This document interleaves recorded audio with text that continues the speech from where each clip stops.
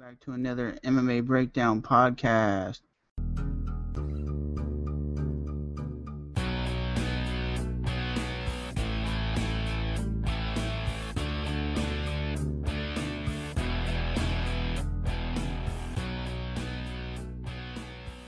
Okay, what's up, guys?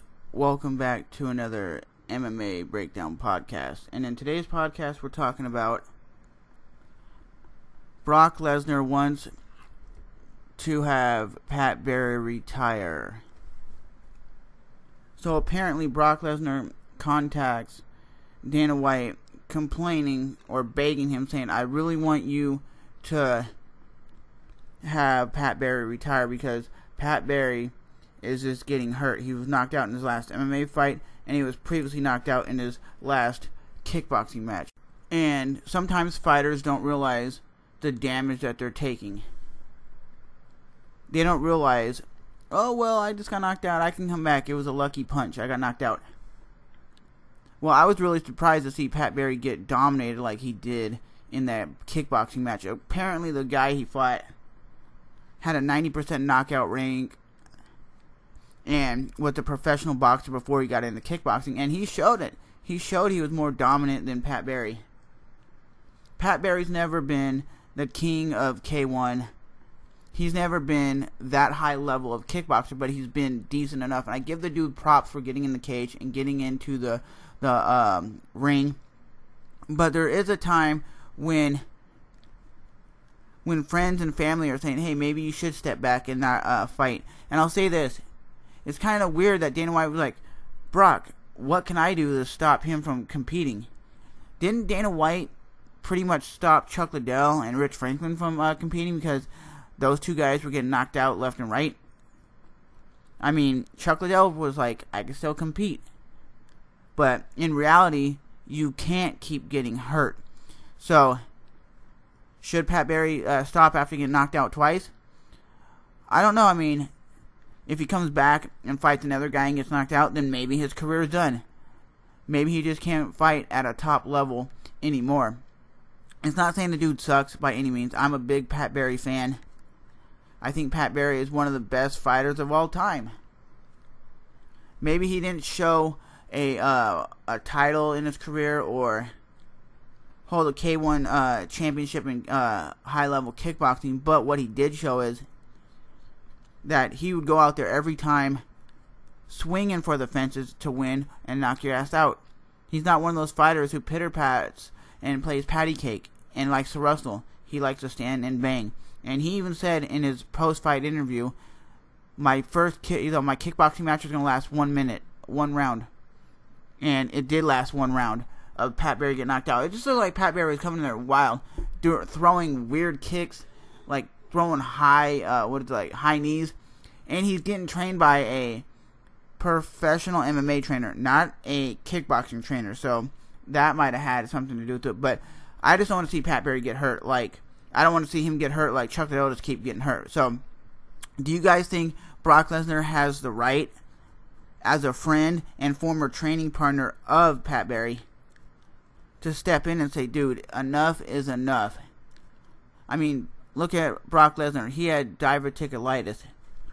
And he took his life and said, can I compete at a high level? Or should I step out and walk away? Brock Lesnar took the hard road by walking away. As a professional fighter or professional sports athlete, it's probably difficult to walk away. Even if you're Tom Brady and you have to, eventually he's going to walk away from the sport of football. And a lot of these fighters don't have anything left for them after fighting or after football. They don't. They have sponsorships and they kind of live off the money that they earned through their 10-year career. So I agree with a lot of fighters such as Shane Carwin, who had a regular job, 9 to 5. So now that he doesn't fight anymore, he's not doing I'm not struggling. He has a regular job. But I really think Pat Barry should take a look at himself. Can he compete at a high level? Can he not? But let me know what you guys think. And we'll be right back.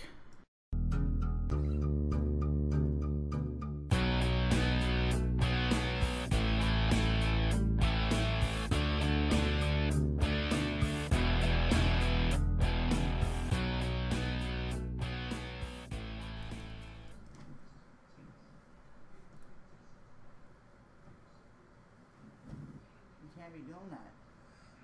Can't be doing that shit. Cannot be doing that anymore.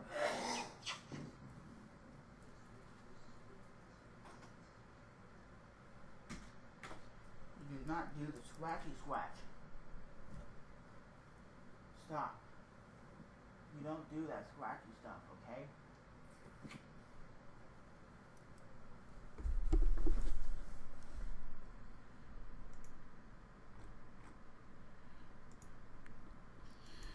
So welcome back to the MMA Breakdown Podcast. I'm your host, Trevor, and I want to talk to you guys about everybody's talking about Matt Brown having the best fight of his life, showing he can come back from a whooping and show he can come back from being almost dominated and almost choked out on the ground.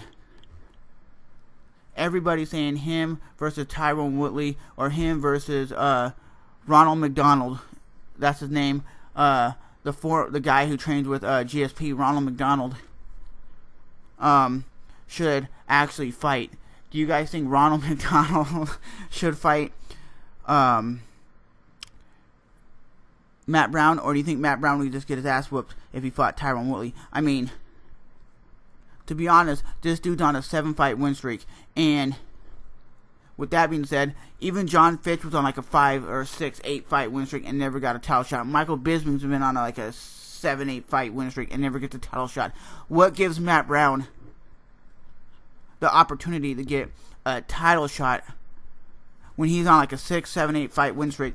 When people like Michael Bisping has been on a longer win streak before and never got a title shot. I'm not saying Matt Brown doesn't deserve a title shot. I think he does deserve a title shot.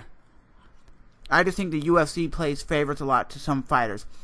And because Michael Bisping isn't the most fan-friendly fighter, and I guess you'd say the most exciting fighter, he doesn't get a title shot. But because Matt Brown talks a lot and goes out there and beats people's asses, and that's all he does. He says he's going to whoop your ass, and what's he do? He whooped your ass. That's the way Matt Brown fights. And I think Tyron Woodley has better wrestling, more heavy hands. Matt Brown to me just sounds like, or just looks like a scrapper. Like, he goes out there, he has skills, but he likes to throw down. Matt Brown reminds me somewhat of Joe Lozon, and Joe Lozon's the type of fighter who just goes out there and swinging for the fences, catches guys in submissions, and wins fight of the night bonuses. So, with that being said, guys,